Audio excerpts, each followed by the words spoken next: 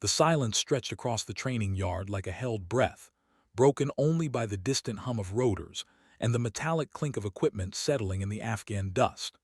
Staff Sergeant Kira Ghost Volkov stood motionless beside her Ah-64 Apache, watching 5 Marines writhe in the dirt, their tactical gear scattered like broken toys. The instructor's clipboard hung forgotten in his hands, his mouth agape at what had just transpired in less than 30 seconds. Nobody had seen it coming, not the Marines who'd been snickering about the little Russian girl playing soldier, not the flight instructor who'd rolled his eyes when command assigned him another diversity case, and certainly not the assembled crowd of pilots and ground crew who'd gathered expecting entertainment at the expense of the smallest person on the flight line. The mystery wasn't what happened. Security cameras would later capture every devastating second of hand-to-hand combat that left 5 full-grown Marines requiring medical attention. The mystery was how a pilot barely 5'4", weighing maybe 130 pounds soaking wet, had moved like liquid lightning, disarming and neutralizing threats with surgical precision that spoke of training far beyond standard military combatives. As medics rushed to attend the groaning Marines, Ghost's pale green eyes swept the crowd with the cold assessment of a predator evaluating territory. Her dark hair, pulled back in regulation style, hadn't even come loose from its bun. Not a bead of sweat marked her Slavic features, and her flight suit remained pristine despite having just dismantled 5 opponents who outweighed her by at least 60 pounds each. The instructor finally found his voice, though it came out as more of a croak. "Volkov, what the hell was that?"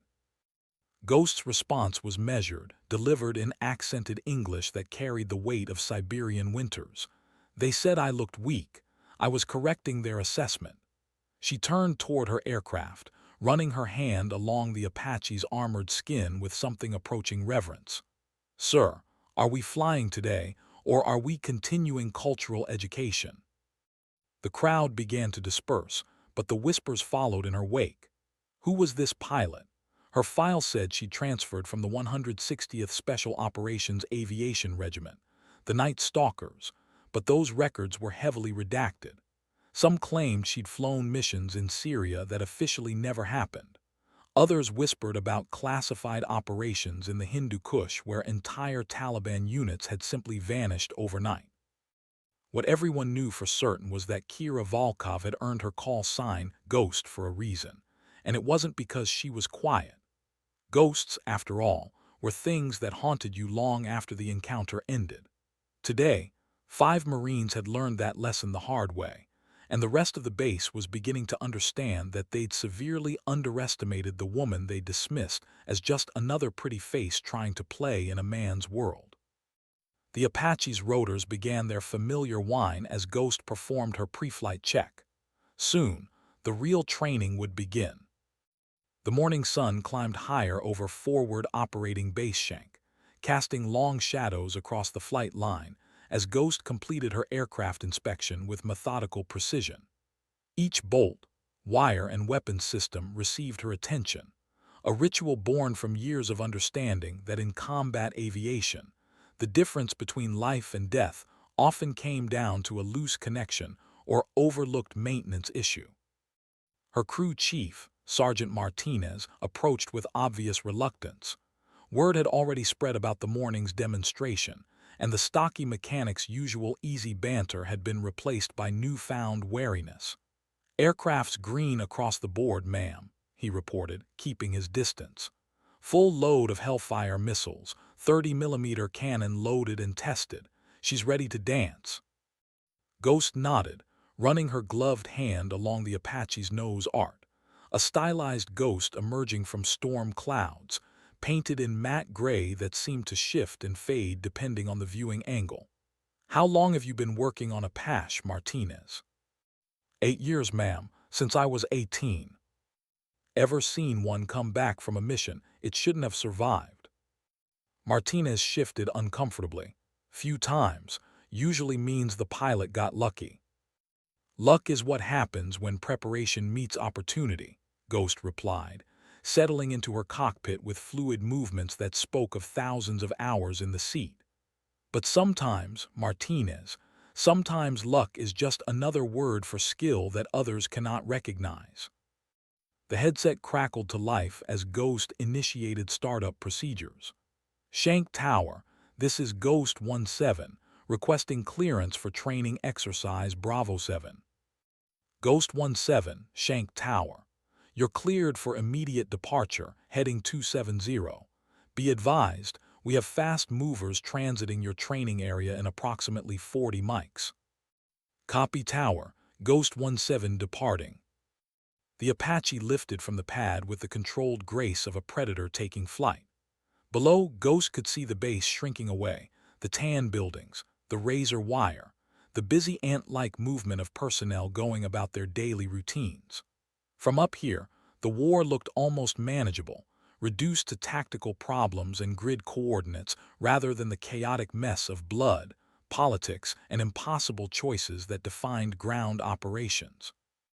Her training partner for today's exercise was Captain James Howler McGrath, a veteran pilot with over 200 combat hours who'd volunteered to fly opposing force against the newcomer. McGrath was good, very good, with a reputation for aggressive tactics and an ego to match. He'd made it clear in the briefing that he intended to show the Night Stalker transfer, how real Apache pilots operated. Ghost 17, this is Howler 23. I've got you on radar, bearing 185 at 15 clicks. Hope you brought your lunch money, darling. The condescending tone was exactly what Ghost had expected. She'd heard variations of it throughout her career. Men who assumed that her small stature and quiet demeanor indicated weakness, who mistook her careful preparation for uncertainty. They never seemed to learn from the examples of those who'd made similar assumptions and paid the price. Copy Howler 23. Rules of engagement are simulated weapons only. First to achieve lock-on wins the engagement. Roger that, sweetheart. Try to keep up. Ghost allowed herself a small smile as she banked toward the training area. McGrath was skilled, but he was also predictable, aggressive, confident, and completely unaware that he was about to become another object lesson in the dangers of underestimating Kira Volkov. The vast expanse of Afghan mountains stretched below them like a brown and gray moonscape, carved by wind and time into a labyrinth of ridges, valleys, and hidden approaches that had swallowed armies for centuries. Ghost knew this terrain intimately. Every peak, every shadow that could conceal an aircraft, every thermal updraft that could mask an engine signature. The Night Stalkers had taught her to read landscape like a book, and this particular book held no secrets from her. Howler 23 Ghost 17, beginning exercise in 3, 2, 1, mark. The radio fell silent as both aircraft vanished into the mountainous maze, their radar signatures disappearing into the ground clutter and electronic noise that made this region a pilot's nightmare and a tactician's dream. McGrath immediately pushed his Apache to maximum speed, climbing for altitude advantage while simultaneously trying to acquire Ghost's position on his targeting systems. It was exactly what she'd expected him to do. Textbook tactics from someone who'd learned to fly in the open deserts where altitude and speed dominated engagements. But Ghost hadn't learned her skills in the desert. She'd honed them in the dense forests of Eastern Europe, the urban canyons of Syrian cities, and the knife-edge ridges of Pakistan's tribal regions where American forces officially never operated. Instead of climbing, Ghost dove toward the valley floor, using the terrain to mask her approach while simultaneously listening to the subtle changes in her opponent's rotor signature. Sound carried strangely in these mountains, bouncing off rock faces and creating false echoes, but she'd learned to read those acoustic signatures like a symphony. McGrath was moving too fast, burning fuel and creating noise, confident that his superior position would give him the advantage he needed. He was wrong. Ghost pulled her Apache into a punishing high-G turn, threading between two granite spires with clearance measured in feet rather than yards. Her aircraft's rotor disc sliced through air so thin that lesser pilots would have lost lift and crashed into the mountainside. But Ghost wasn't lesser pilots. She was something altogether different, a synthesis of natural talent, brutal training, and combat experience that had forged her into something approaching art in the cockpit. "Come on, Ghost," McGrath's voice crackled over the radio. "Where are you hiding, little rabbit?" The taunt was designed to provoke her into revealing her position, but Ghost remained silent, her aircraft sliding through shadows like its namesake. Above, she could hear McGrath's increasing frustration as his radar swept empty air. He was burning fuel, making noise, and growing increasingly predictable as his confidence transformed into uncertainty. Ghost had seen it countless times before, skilled pilots who couldn't adapt when their standard tactics failed against an opponent who refused to play by conventional rules. McGrath was looking for her where she should be, not where she actually was. He was hunting a ghost that existed only in his expectations. The moment came with the sudden silence of rotors changing pitch. McGrath had found what he thought was her heat signature reflecting off a rock face and had moved to investigate. It was the opening Ghost had been waiting for. She rose from the valley floor like a specter, her Apache emerging from the shadow of an overhanging cliff with its weapons systems already locked onto McGrath's aircraft. The targeting laser painted his fuselage before he even knew she was there. "Howler 2-3, you are dead." The silence that followed spoke volumes about the shift in respect that was beginning to ripple through the aviation community at Fob Shank. McGrath's aircraft hung motionless in the thin mountain air as he processed what had just happened.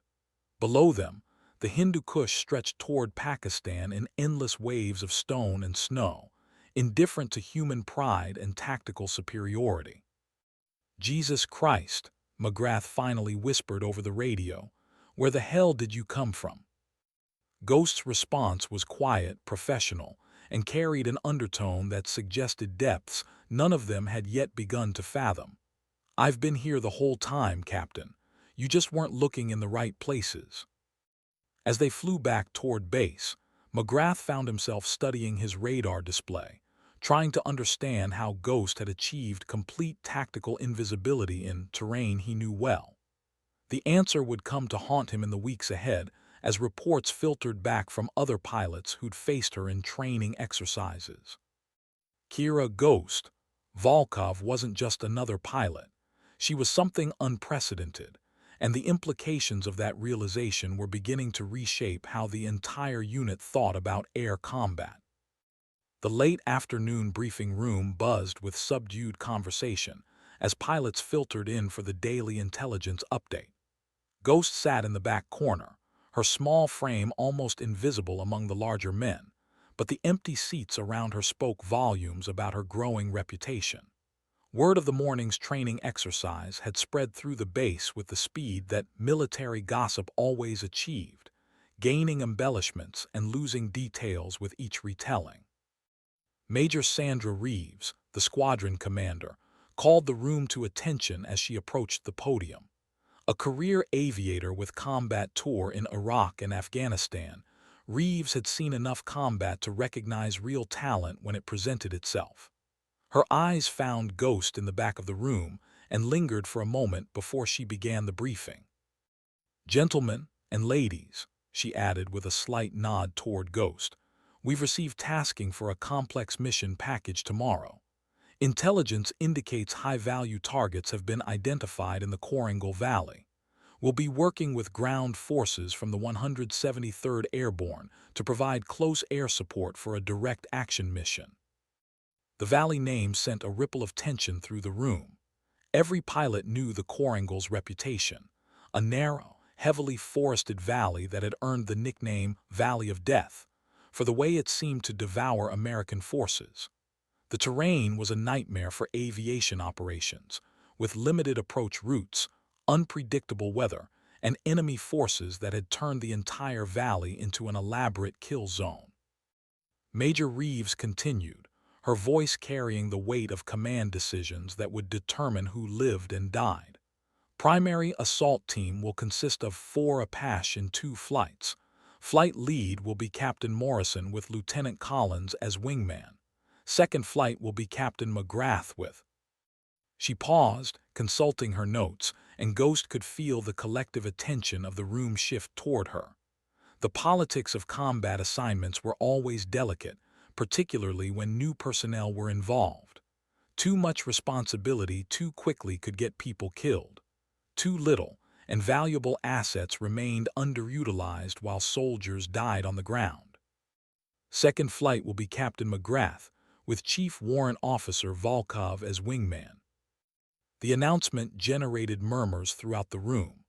Wingman positions in combat operations weren't honorary. They required absolute trust between pilots who would depend on each other for survival. McGrath's earlier defeat in training had apparently impressed Major Reeves enough to pair him with the pilot who'd outflown him. After the briefing, McGrath approached Ghost as she reviewed target photos. "Look, Volkov," he began, his earlier arrogance replaced by something approaching professional respect. "About this morning." "You flew well," Ghost interrupted, not looking up from the intelligence materials. "Your tactics were sound for the environment you expected to encounter." "But not for the environment I did encounter." Ghost finally raised her eyes to meet his. In the fluorescent light of the briefing room, her pale green gaze seemed almost luminous. "In the Koringal tomorrow, we will encounter an environment that none of us expect. The enemy has been there for months, learning our patterns, adapting to our tactics. They know how we fly, how we think, how we fight. If we approach this mission with conventional thinking, soldiers will die." McGrath studied her for a long moment, trying to read the depths behind those unsettling eyes. "What makes you different, Ghost? I've flown with a lot of pilots, but I've never seen anything like what you did today." Ghost gathered her materials and stood to leave. As she reached the door, she paused and looked back. "Perhaps the question you should ask is not what makes me different, but what made you predictable." The words carried no malice, but they lingered in McGrath's mind as he watched her disappear into the corridor. Outside, the sun was setting behind the mountains, painting the sky in shades of red and gold that reminded him of tracer fire and burning aircraft. Tomorrow, he would discover whether Kira Volkov's mysterious skills translated into combat effectiveness, or whether the Koringal Valley would claim another victim. The pre-dawn darkness at Fob Shank carried a weight that veterans recognized. The electric tension that preceded missions where the margin for error approached zero. Ghost moved through her pre-flight ritual with the methodical precision of a surgeon preparing for a complex operation. Each switch, gauge, and weapon system received her complete attention, because she understood that the devil living in overlooked details had killed more pilots than enemy fire ever would. Her Apache, tail number 630255, had been her assigned aircraft for the past month. She'd named it Sablia, Russian for saber, though she'd never shared that detail with the ground crew.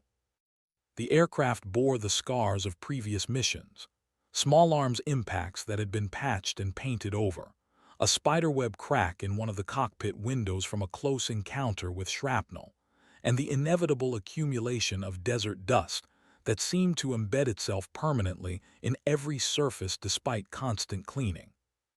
Sergeant Martinez approached with the final maintenance report, his earlier wariness replaced by professional respect. "She's ready to dance, ma'am. Full load of 30mm, 16 Hellfires and 76 rockets. Countermeasures tested and green. She's never been better." Weather report. Ceiling at 8,000 feet with scattered clouds. Visibility unlimited, but forecast calls for possible thunderstorms moving in from the west around 1400 hours. Ghost nodded, filing the information alongside dozens of other tactical considerations that would influence the mission's outcome. Weather in the Hindu Kush could change from clear skies to zero visibility in minutes, and afternoon thunderstorms had a reputation for generating downdrafts that could slam aircraft into mountainsides without warning. The briefing tent was crowded with aviators, ground controllers, and intelligence personnel conducting final coordination for Operation Iron Resolve. The mission profile was deceptively simple: Insert a special operations team into a compound in the Korangal Valley, where high-value targets had been identified through weeks of surveillance. The Apache flights would provide overwatch and close air support during the 40-minute ground operation. What made it complex was everything the briefing slides couldn't capture. The way sound carried differently in the mountain valleys, creating false echoes and masking actual threats. The unpredictable thermal layers that could hide aircraft from infrared detection while simultaneously concealing enemy positions. And the simple fact that the Taliban had been fighting in these mountains for generations, turning every ridge and valley into carefully prepared killing grounds. Captain Morrison, the flight leader, was a competent pilot with solid tactical instincts and a reputation for bringing his people home alive. His briefing was thorough and professional, covering ingress routes, communication procedures, and contingency plans for various failure modes. But Ghost could see the tension in his shoulders, the way his eyes lingered on the terrain photos showing the narrow valley approaches that would funnel their aircraft into predictable flight paths. Questions? Morrison concluded. Ghost raised her hand slightly. Sir, the intelligence reports indicate possible MANPADS in the area. Have we considered alternative approach routes that would minimize exposure time in the kill zone? Morrison consulted his notes. Intelligence assessment puts MANPADS probability at less than 30%. Our planned approach keeps us below their effective engagement envelope. Ghost's expression remained neutral, but McGrath, sitting beside her, caught the subtle tightening around her eyes that suggested disagreement. She didn't press the point, but her question had planted seeds of doubt in the minds of several pilots who'd learned to trust her tactical instincts. As the briefing concluded and pilots moved toward their aircraft, McGrath fell into step beside Ghost. You think Morrison's wrong about the MANPADS? I think, Ghost replied carefully, that intelligence assessments are often based on what we can observe rather than what is actually there. The Taliban have had months to prepare for operations like this. They are not stupid. The observation carried implications that extended far beyond surface-to-air missiles. If the enemy had indeed prepared the valley as thoroughly as Ghost suspected, then the entire mission profile might need recalculation. But it was too late for major changes. The ground teams were already in position, and operational momentum had reached the point where stopping required more justification than continuing. As they approached their aircraft, Ghost paused beside McGrath's Apache. James, she said, using his first name for the first time, today we will discover whether trust can be earned in minutes rather than months. The statement carried weight that McGrath wouldn't fully understand until later, when survival depended on split-second decisions and absolute faith in his wingman's abilities. The four Apache lifted from Fob Shank in the gray pre-dawn light, their rotor downwash kicking up clouds of dust that swirled and settled in the wake of their departure. Ghost held formation position off McGrath's right wing, her aircraft moving with fluid precision through the mountain thermals that could turn routine flight into an aerobatic challenge. The Korangal Valley lay 43 nautical miles to the southeast, a serpentine cut through the Hindu Kush that had claimed American lives with methodical regularity since operations began. From altitude, it appeared deceptively peaceful, dense forests climbing towards snow-capped peaks, crystal streams threading through meadows that looked like they belonged in a Swiss postcard rather than a war zone. Ghost 17, this is Overlord, the mission commander's voice crackled through the radio. Ground teams report movement in the objective area. We may have compromise of mission security.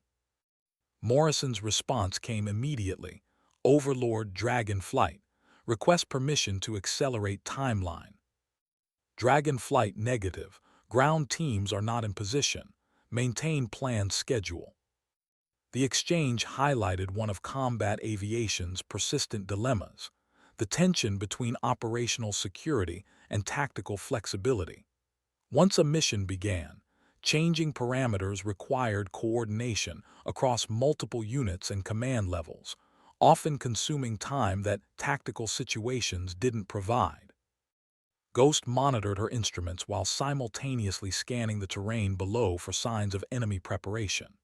The valleys were textbook ambush terrain, multiple concealed positions, limited escape routes, and natural funnels that would force attacking aircraft into predictable flight paths.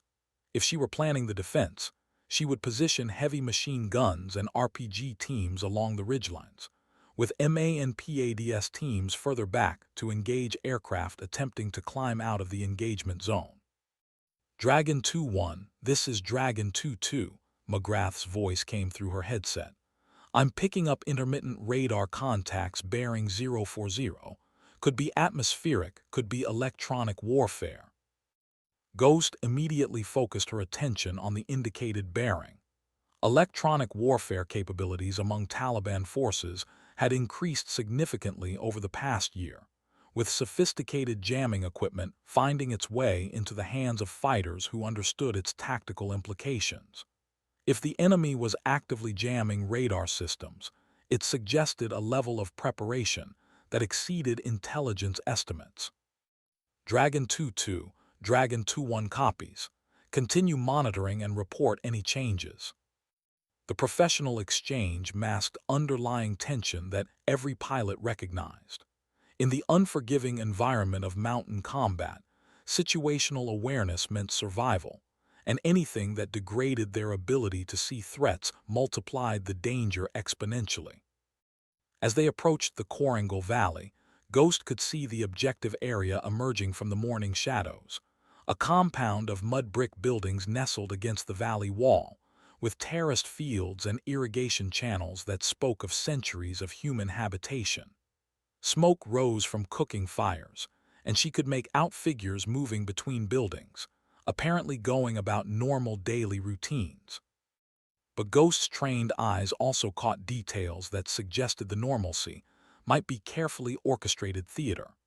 Too many military-age males moving with purpose rather than the random patterns of agricultural work.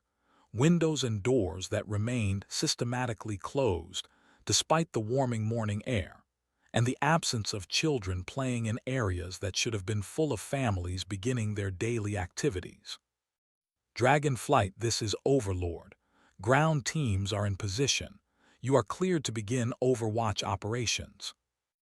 Morrison's response carried the weight of command decisions that would determine whether everyone made it home. Roger, Overlord. Dragon Flight beginning Overwatch. Time on station approximately 60 minutes. As the four Apache spread into their assigned patrol patterns, Ghost felt the familiar heightening of awareness that preceded combat operations. Every shadow, every reflection, every movement on the ground below became a potential threat requiring analysis and response. The peaceful-looking valley was about to become a three-dimensional battlefield, where survival depended on the ability to see, think, and act faster than the enemy. The first sign of trouble came not from the ground, but from the sky. The morning air over the Korangal carried sounds that experienced pilots learned to interpret like a language. The whistle of wind through rock formations, the distant echo of rotor blades bouncing off valley walls, and the subtle changes in engine harmonics that indicated mechanical stress or atmospheric conditions. Ghost's ears, trained through thousands of hours in hostile airspace, caught a discordant note that didn't belong in the symphony of mountain flight. Dragon 2-2, Dragon 2-1. Are you detecting any unusual electromagnetic signatures? McGrath's response came after a brief pause. Dragon 2-1, that's affirmative. I'm showing intermittent jamming across multiple frequencies. Looks like coordinated electronic warfare. The confirmation sent ice through Ghost's veins. Electronic warfare capabilities among insurgent forces had evolved dramatically, often supplied by foreign intelligence services with strategic interests in American failure. Sophisticated jamming equipment could blind aircraft to surface-to-air missile launches until the weapons were too close for effective countermeasures. Dragon Flight, Dragon 1-1. All aircraft switch to backup navigation systems and prepare for GPS degradation. Morrison's command came just as Ghost's own instruments began showing the first signs of satellite navigation interference. The smooth flow of digital information that modern combat aircraft depended upon was being systematically disrupted by an enemy that understood the technological vulnerabilities of American forces. Below them, the Special Operations Team was moving toward the objective compound with professional precision.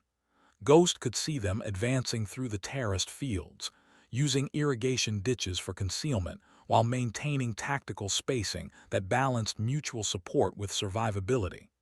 They were good, very good, but they were also walking into a situation that felt increasingly like an elaborate trap. Ghost 17, this is Viper 6, the ground force commander's voice crackled through increasing static. We have movement in multiple buildings. Request you maintain overwatch on Grid 41 SPR 12,340 5 67,890. Ghost acknowledged while simultaneously analyzing the tactical picture developing below. The compound was larger than aerial photographs had suggested, with interconnected buildings and underground passages that could conceal significant enemy forces. More troubling was the pattern of movement she was observing, too coordinated for panicked civilians, too purposeful for random activity. Her attention was drawn to a flash of reflected sunlight from a ridge approximately 2 kilometers northwest of the objective. The reflection lasted only a fraction of a second, but her trained eyes recognized the signature of glass or metal positioned to observe the valley floor. Forward observers, possibly with laser designation equipment for guiding precision weapons. Dragon Flight Ghost 17. Possible enemy observers on Ridgeline Echo, Grid 41, SPR 10,987, 65,432. Recommend investigation. Ghost 17 Dragon 11. Maintain current station. We have sufficient coverage. The response was tactically sound but based on incomplete information. Morrison couldn't see what Ghost was seeing from her position, couldn't feel the subtle wrongness that permeated the entire valley. Her instincts, honed through operations that officially never happened, were screaming warnings that couldn't be easily translated into radio communications. McGrath's voice cut through her analysis. Dragon 2-1, I'm getting missile launch warnings. Say again, I have missile launch indications bearing 085. The words transformed the peaceful mountain morning into chaos. Surface-to-air missiles in this terrain were death sentences for aircraft caught without adequate maneuvering room or countermeasure deployment time. Ghost's hands moved across her defensive systems controls with practiced efficiency, dispensing chaff and flares while simultaneously pulling her Apache into an evasive maneuver that tested the aircraft's structural limits. The missile, an SA-18 shoulder-fired system, passed close enough that she could see the vapor trail and feel the pressure wave as it detonated against the mountainside behind her. But it wasn't alone. Enemy positions that had remained hidden throughout weeks of surveillance were revealing themselves in a coordinated ambush that threatened to turn the valley into a graveyard for American aviation. Dragon Flight, we have multiple SAM launches. All aircraft take evasive action. Morrison's voice carried the controlled urgency of a pilot fighting for survival, while simultaneously trying to coordinate a response that would save his formation and support the ground forces now trapped in what had become a carefully orchestrated killing zone. The Taliban had learned from years of fighting American forces, and today they were implementing lessons paid for with the blood of previous engagements. Ghost realized that they weren't just fighting insurgents in a valley. They were confronting an enemy that had evolved specifically to kill American pilots who thought like she used to think. The thunderous cacophony of multiple surface-to-air missiles detonating against mountainsides transformed the Korangal Valley into a three-dimensional storm of shrapnel, smoke, and death. Ghost's Apache bucked and rolled through the turbulent air as she pushed the aircraft beyond normal flight envelopes, using terrain masking and violent maneuvering to defeat targeting solutions that would have meant certain death for less capable pilots. Dragon 2-1, Dragon 2-2. I've got damage to my tail rotor assembly, losing directional control. McGrath's transmission cut through the chaos like a knife. A damaged tail rotor in mountain terrain was a death sentence. Without the ability to counter main rotor torque, his aircraft would begin spinning uncontrollably until it impacted the mountainside or broke apart under stress forces that no airframe could withstand. Ghost's response was immediate and instinctive. Dragon 2-2, Dragon 2-1. I have you in sight. Execute auto-rotation to grid 41 SPR 11,223, 66,789. I will provide cover. The landing zone she'd identified was a narrow meadow barely large enough for an Apache, surrounded by terrain that would make extraction nearly impossible under normal circumstances. But normal circumstances had evaporated the moment the first missile launched, and survival now depended on split-second decisions that balanced calculated risks against certain death. McGrath's aircraft began its emergency descent, auto-rotating toward the meadow with the controlled desperation of a pilot fighting physics and gravity with nothing but skill and determination. Ghost positioned her Apache between McGrath and the known enemy positions, using her aircraft as a shield while simultaneously engaging targets with 30mm cannon fire that chewed through rock and vegetation with devastating precision. Dragon Flight, Dragon 1-1. Ground forces are taking heavy fire and requesting immediate close air support. We have multiple casualties and cannot extract without air cover. Morrison's transmission highlighted the impossible tactical equation now facing the remaining aircraft. McGrath needed immediate extraction support, but the ground forces were pinned down and facing annihilation without close air support. Splitting their already reduced firepower could result in losing both the downed crew and the special operations team. Ghost made a decision that would have horrified conventional tacticians, but which her unique training had prepared her for. Instead of remaining in a defensive posture, she pushed her Apache directly toward the heaviest concentration of enemy fire, using aggressive maneuvering and precise weapons employment to create tactical chaos in enemy positions that had been carefully prepared for conventional attack profiles. Her approach was inspired by lessons learned in theaters where American forces officially never operated, urban environments in Syria where aircraft survival depended on unpredictability, mountain operations in Pakistan where conventional tactics meant certain death, and classified missions in Eastern Europe where the enemy possessed sophisticated air defense systems that made American technological advantages irrelevant. The Taliban fighters who had prepared the ambush had planned for American pilots who would maintain safe distances and rely on standoff weapons. They had not planned for a pilot who would bring her aircraft within small arms range and engage in close-quarters combat that turned their prepared positions into liabilities rather than advantages. Ghost's Apache moved through the valley like a predator unleashed, her weapons systems working in deadly harmony as she identified and eliminated threats with surgical precision. Each target engaged was one that directly threatened either the downed crew or the ground forces, and her fire discipline was absolute. No wasted ammunition, no collateral damage that would compromise the mission or endanger friendly forces. Jesus Christ, McGrath's voice came over the radio as he watched Ghost's performance from his grounded position. Where the hell did she learn to fly like that? The answer would have required classified briefings and security clearances that most pilots would never possess.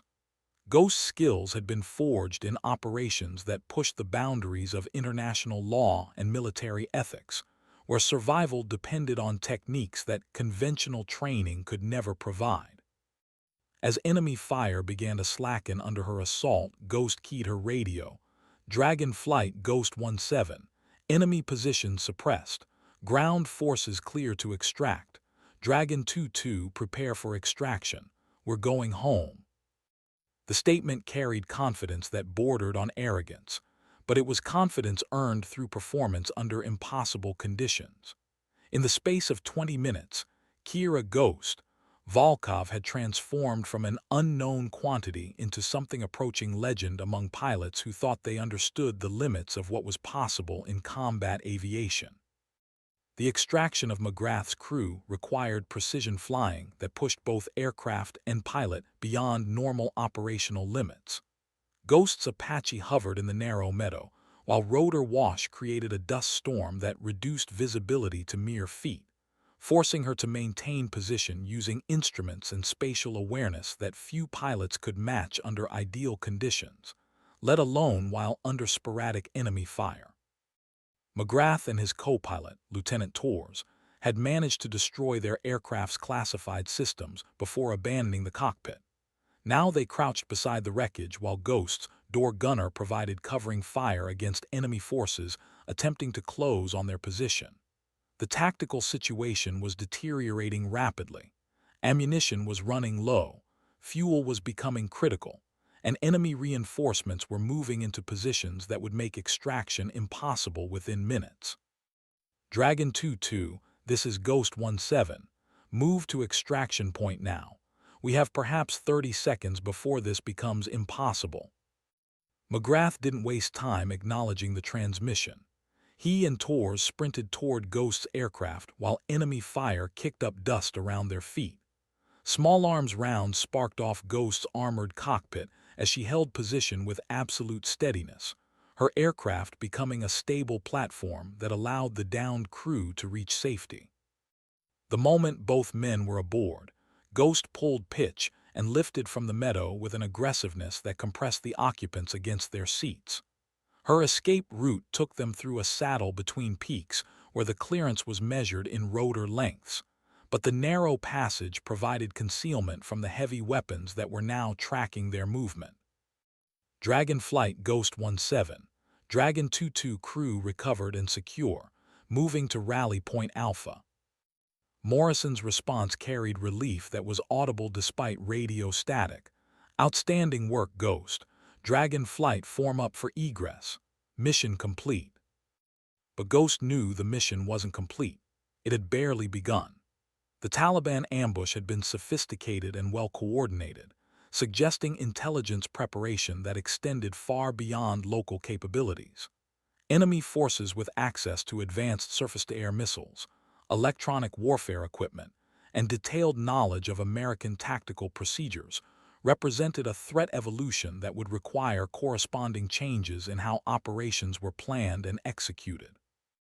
As the formation egressed toward friendly airspace, Ghost found herself analyzing the engagement with the detached professionalism that had kept her alive through years of classified operations. The enemy had demonstrated capabilities that suggested foreign training and equipment, possibly from intelligence services with strategic interests in American failure. More concerning was their detailed knowledge of how American forces operated, indicating either excellent intelligence gathering or inside information that compromised operational security. Ghost 1-7, this is Dragon 2-2. McGrath's voice came through her headset with undertones of something approaching awe. I need to know where you learned to fly like that. That wasn't standard CAS tactics. That was something else entirely. Ghost's response was measured and professional. Experience teaches lessons that training cannot provide, Captain. Sometimes survival requires techniques that exist outside normal doctrine. The answer was truthful but incomplete. The full truth would have required briefings that most pilots would never receive, operations that officially never happened, and training that pushed the boundaries of what military personnel were supposed to learn. Ghost's skills had been forged in environments where conventional tactics meant certain death, and where survival depended on adaptation that bordered on revolutionary.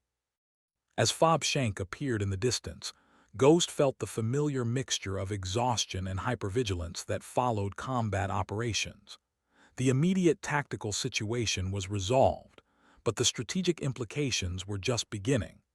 The enemy had evolved, and American forces would need to evolve in response or face increasingly catastrophic losses. Behind them, smoke still rose from the Koringal Valley, marking the site of an engagement that, wow,